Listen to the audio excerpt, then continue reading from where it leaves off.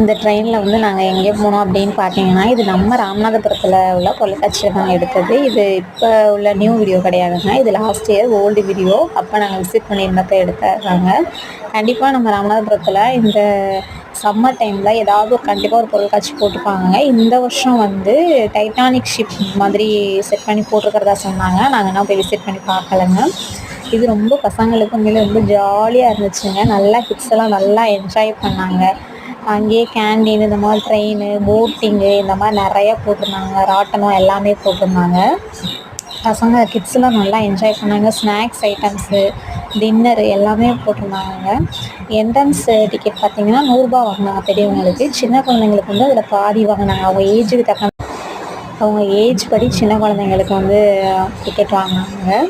இதில் வந்து என்ட்ரன்ஸில் வந்து நல்லா அந்த பொன்னியின் செல்வம் மூவியில் உள்ளது மாதிரி எல்லாமே நல்லா செட் பண்ணி வச்சுருந்தாங்க. அதில் ஒவ்வொரு கேரக்டர் வைஸாக செட் பண்ணி வச்சுருந்தாங்க.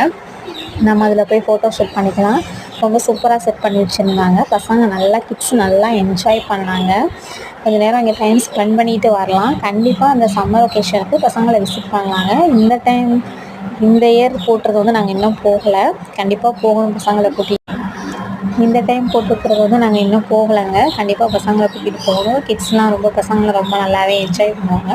கண்டிப்பாக விசிட் பண்ணணுங்க.